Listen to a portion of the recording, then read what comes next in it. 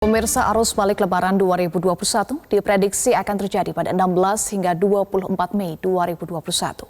Lalu bagaimana antisipasi yang disiapkan oleh pemerintah akan dibahas lengkapnya oleh rekan Valencia Melvinci dalam segmen Fact Check. Silakan Valen.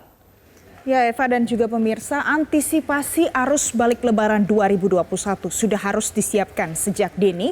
Kali ini tidak hanya bicara soal kemacetan yang mungkin terjadi, tapi juga terkait dengan bagaimana pengendalian penularan COVID-19 di Indonesia. Saya akan ajak Anda untuk melihat seperti apa mulai dari peniadaan mudik dilakukan di Indonesia, kemudian menjadi ada beberapa ataupun dengan jumlah tertentu warga yang keluar dari Jabodetabek. Kita tahu bahwa pada tanggal 6 sampai dengan 17 Mei 2021 ini pemerintah sudah resmi memberlakukan adanya masa peniadaan mudik Lebaran 2021. Kemudian jika kita lihat data yang dihimpun mulai dari tanggal 1 sampai dengan tanggal 10 Mei 2021, total ada sekitar 1,5 juta orang yang diprediksikan meninggalkan Jabodetabek untuk tentunya perjalanan mudik. Dan ini merupakan data yang sempat disebutkan dari pihak kepolisian dan juga dari Kementerian Perhubungan Republik Indonesia. Kemudian kita lihat pula di sini tentunya juga diberlakukan skema penyekatan pada masa peniadaan mudik ini berlangsung, dan pada tanggal 6 sampai dengan 9 Mei 2021 selama 4 hari masa penyekatan ini berlangsung, setidaknya ada 104.000 kendaraan yang berhasil diputarbalikkan. Jika kita lihat dari angkanya, maka bisa diperkirakan dalam 1 hari saja pihak kepolisian ataupun pihak yang bertanggung jawab ini berhasil memutarbalikkan sekiranya ada 25.000 kendaraan kembali ke DKI Jakarta untuk kesuksesan dari peniadaan mudik Lebaran kali ini. Dan kemudian pemirsa, jika kita lihat lagi dari pernyataan yang disampaikan oleh Dirlantas Polda Metro Jaya, Kombes Pol Sambodo Purnomo Yogo, pada tanggal 13 Mei ia memprediksikan bahwa nantinya arus balik akan terjadi pada 16 Mei di hari Minggu sampai dengan 24 Mei. Dan ini diperkirakan akan terjadi selama 1 minggu dan mudah-mudahan tidak balik secara bersamaan sehingga tidak lagi menimbulkan kemacetan di ruas-ruas jalan pada saat akan menuju ke DKI Jakarta. Selanjutnya pula kita lihat seperti apa antisipasi arus balik yang sudah disiapkan khususnya dalam penggunaan jalan tol. Yang pertama, ini adalah 2 rencana rekayasa lalu lintas yang akan dilakukan. Yang pertama di kilometer 65 sampai dengan kilometer 28 atau bahkan bisa diperpanjang sampai dengan kilometer 5 dari arah Jawa Tengah menuju ke DKI Jakarta. Ini nantinya bisa dilakukan kontraflow untuk kawasan yang ada di sini. Kemudian yang kedua adalah rekayasa lalu lintas terkait dengan satu arah alias one way yang biasanya dilakukan dari jalan tol Cikampek menuju ke DKI Jakarta atau bahkan bisa dimulai dari Kali Kangkung. Nah, bagaimana dengan antisipasi arus balik terkait dengan pengendalian COVID-19? Di sini juga sudah ada 2 hal yang dilakukan oleh pemerintah ataupun Satgas COVID-19. Yang pertama adalah melakukan peningkatan random testing COVID-19.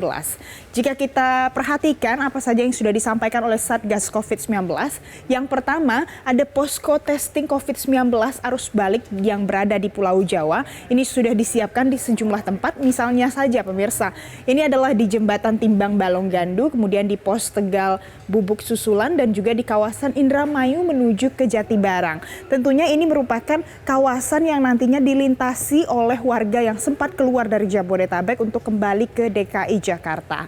Selanjutnya, di sini juga ada pula pembentukan Satgas khusus di Provinsi Lampung. Kemudian kita bertanya, mengapa Satgas khusus ini dibentuk di Provinsi Lampung? Karena tentunya ternyata berdasarkan fakta pada bulan Mei 2021 ditemukan bahwa kontribusi kasus nasional dari Pulau Sumatera naik pemirsa. Ini ada angka yang cukup signifikan, bahkan sampai 27%. Dan selain itu nantinya testing COVID-19 ini akan dilakukan di Pelabuhan Bekahuni dan juga di rest area menuju ke Pelabuhan Bekahuni. Kemudian muncul pertanyaan, bagaimana jika hasil dari testing COVID-19 ini menunjukkan hasil yang positif?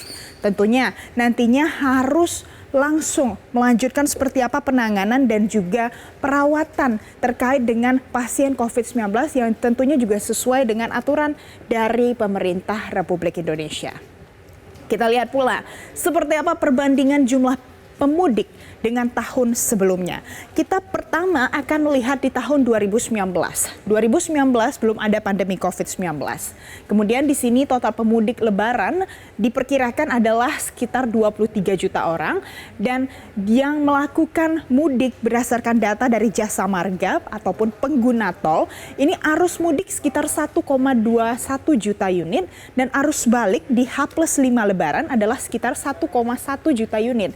Dari angka ini pemirsa, ini merupakan hanya sebagian yang menggunakan jalan tol, belum termasuk pemudik yang menggunakan moda transportasi lain seperti pesawat, kapal laut, dan juga kereta api. Kemudian kita beralih ke tahun 2020.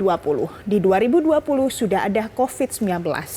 Nah, di sini kita lihat total jumlah pemudik pada saat lebaran adalah sekitar 1,7 sampai dengan 1,8 juta pemudik.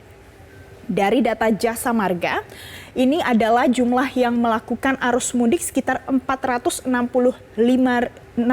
ribu, sedangkan arus baliknya adalah sekitar 442 ribu unit kendaraan. Nah, jika kita lihat pula pada tahun 2021, yakni di masa peniadaan mudik lebaran kali ini dari data yang dihimpun sampai dengan tanggal 10 Mei 2021 ada sekiranya 1,5 juta pemudik yang keluar dari Jabodetabek dan dari catatan Jasa Marga arus mudik tercatat 512 ribu unit kendaraan.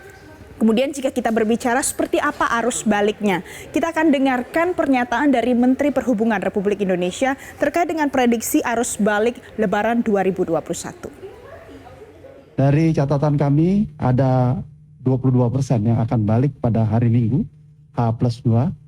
Itu kalau dikuantifikasi kira-kira 3,6 juta, suatu jumlah yang banyak. Nah, oleh karenanya dua yang akan kami usulkan, satu tentu menunda kepulangan supaya tidak bertemu di satu tempat tertentu. Yang kedua kami mengusulkan bahwa dilakukan tracing yang intensif di beberapa tempat yang konsentrasinya besar. Katakanlah di Madiun, di Ngawi, Surabaya, Solo, Jogja, Semarang, Cirebon, Jakarta, bahkan yang dari Sumatera di Bangkahuni dilakukan tracing secara intensif. Jadi pemirsa, berdasarkan prediksi dari Kementerian Perhubungan, angka yang akan melakukan arus balik ternyata cukup besar, yakni 3,6 juta orang akan kembali ke Jabodetabek. Namun jika kita lihat dari 2019 ke 2021, jumlah pemudik ini turun sangat drastis akibat pandemi COVID-19. Kemudian seperti apa langkah penanganan yang juga sudah disiapkan oleh pemerintah daerah untuk mengantisipasi beragam hal? Yang pertama, pemerintah daerah sudah menyiapkan nantinya akan ada screening di setiap pintu masuk menuju ke Jakarta bahkan ke Jabodetabek. Yang kedua adalah setiap penumpang kendaraan umum baik pesawat, kapal dan juga kereta api telah melakukan random screening antigen untuk memastikan bahwa tidak ada yang positif COVID-19 dan juga berhasil lolos. Dan yang ketiga, ini adalah yang paling penting pemirsa adalah pengendalian skala mikro, yakni di mana bagi warga di lokasi kediaman masing-masing ini diharapkan untuk melakukan isolasi mandiri. Seperti yang sebelumnya disampaikan oleh Satgas COVID-19, diharapkan bagi warga yang usai mudik melakukan karantina secara mandiri selama 5 hari. Dan pemirsa, itu tadi merupakan antisipasi dari arus balik yang juga sudah disiapkan oleh pemerintah. Apapun aturan dan juga imbauannya, sebagai masyarakat yang baik, sebaiknya kita mendengarkan dan juga menaati peraturan tersebut untuk berpartisipasi mengendalikan COVID-19 di Indonesia. Demikian Eva. Baik, terima kasih Valencia Melvinsi untuk pemaparan Anda.